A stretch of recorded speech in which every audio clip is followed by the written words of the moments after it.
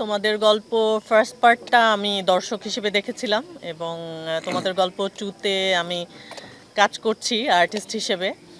আহ, মানে এত সুন্দরভাবে আসলে সম্পর্কগুলো এখানে দেখানো হয়েছে। প্রথম পর্বটা যখন আমি দেখেছিলাম তখন এই যে একটা বড় পরিবার এবং শহর থেকে এসে একটা ছেলে বা একটা ফ্যামিলি মেনে নিতে চাচ্ছে না, সেই ফ্যামিলিটা জোড়া লাগার যে সম্পর্কটা বা যেই সিকোয়েন্সগুলো বা যেরকম বিষয়গুলো ছিল সেটাই আমাদেরকে অনেক টাচ করেছিল।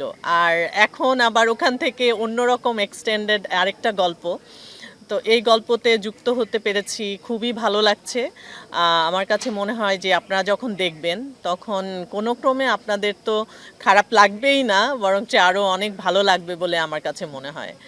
আর আমার কাছে রাজের মানে কাজের ক্ষেত্রে আমি বলবো যে এই এই কাজটা নিয়ে যদি আমি বলি, সেটা হচ্ছে সম্পর্কগুলো, যেমন অনেক সময় হয় না যে আমরা সব সময় বড়দেরকে প্রায়োরিটি দেই বা তাদের ভালো লাগা মন্দ লাগাগুলো আমরা খেয়াল করি, আমরা সব সময় বলি বড়দের যত্ন নেওয়া, বড়দের কথা শোনা।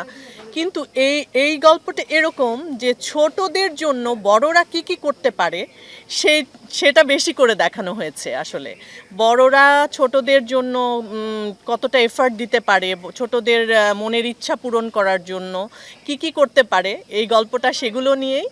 তো এটাও আসলে শেখার বিষয়, এটা আমার কাছে আমি বলবো যে অনেক বেশি বড়দের শেখার বিষয়, সম্পর্কে যারা পরিবারে যারা বড় তাদের শেখার বিষয় যে ছোটদের জন্য আসলে কি কি করা যায়।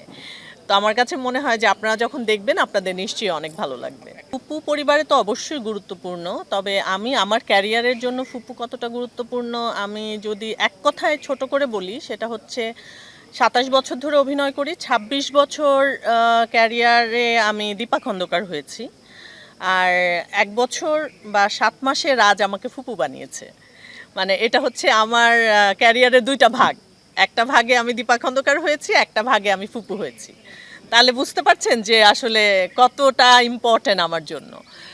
আর যে পরিমাণ দর্শক রিয়াকশন বা মানুষের ভালোবাসা আমি পেয়েছি, আমি বলবো যে এত ভালো কমেন্ট, এত ভালো কথা, এত অ্যাপ্রিসিয়েশন, এত কিছু পেয়েছি যেটা আসলে এন্টায়ার ক্যারিয়ারে আমি পাইনি। একদমই অনেস্টলি যদি বলি, সেটা হচ্ছে এতটা রিয়াকশন কখনোই পাইনি। এটা আমার জন্য সর্বোচ্চ পাওয়া আমার কাছে মনে হয়। আমি তো বলি যে এর মধ্যে যেমন অনেকেই বলছিল যে প্রথম আলো আমাদেরকে পুরস্কার দিয়েছে কিনা বা অন্য কে পুরস্কার দিয়েছে। আমি মনে করি যে এই যে মানুষের ভালোবাসা বা রিয়াকশন বা তাদের কমেন্ট, এটা হচ্ছে আমার জীবনের সবচেয়ে বড় পুরস্কার। আর পৃথিবীতে আসলে আর কোনো পুরস্কার না পেলেও আমার কোনো আফসোস নাই।